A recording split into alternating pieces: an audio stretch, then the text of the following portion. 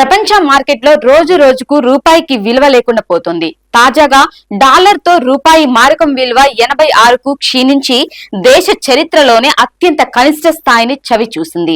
అంతర్జాతీయ మార్కెట్లో తలబడుతున్న రూపాయిని నిలబెడతామని 2014 ఎన్నికలకు ముందు నరేంద్ర మోడీ ఇచ్చిన వాగ్దానాలకు ప్రస్తుత వాస్తవ పరిస్థితులు తీవ్ర భిన్నంగా ఉన్నాయి. 10 ఏళ్ల క్రితం డాలర్ తో రూపాయి మారకం విలువ 64 దిగువన ఉండగా ప్రస్తుతం ఈ విలువ అమాంతం పడిపోవడం తీవ్ర ఆందోళనకరం. ఈ నెల 10న అమెరికా డాలర్ తో రూపాయి మారకం విలువ 14 పైసలు పతనమై 86కు పరిమితమైంది. Interbank foreign exchange market లో 85.88 వద్ద తెరుచుకున్న రూపాయి విలువ ఇంట్రాడేలో స్వల్పంగా పుంజుకొని 85.85 వద్ద ట్రేడింగ్ కాగా తుదకు 14 పైసలు కోల్పోయి 86 వద్ద ముగిసింది. ఈ నెల 9న నేషనల్ లోను 17 పైసలు తగ్గి 85.86 వద్ద నమోదైంది. భవిష్యత్తు సమీపంలో మరింత పతనమయ్యే అవకాశాలున్నాయని నిపుణులు హెచ్చరిస్తున్నారు. దీంతో దిగుమతులు, విదేశీ అప్పు చెల్లింపులు, వాణిజ్య చెల్లింపులు తీవ్ర భారం కానున్నాయి. దేశీయంగా ద్రవ్యోల్బణం పెరగనుంది.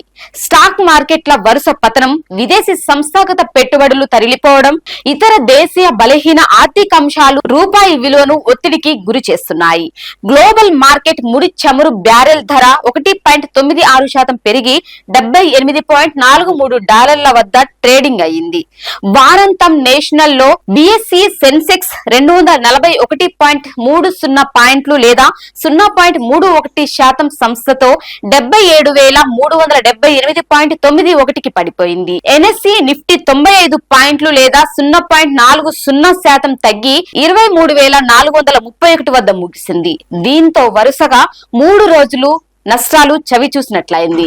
ఎఫ్ఐఐలు వరుసగా తరలిపోవడానికి తోడు భారత్ విదేశీ మారకం నిల్వలు వరుసగా 5వ వారంలోనూ కరిగిపోయాయి. జనవరి 3తో ముగిసిన వారంలో $5.7 బిలియన్ తగ్గిపోయి $634.58 బిలియన్ పరిమితమైనట్లు ఆర్బీఐ వెల్లడించింది. ఇది 10 నెలల కనిష్ట స్థాయి కావడం గమనార్హం. ఇంత క్రితం 4 వారాల్లో $17.8 బిలియన్ క్షీణించాయి.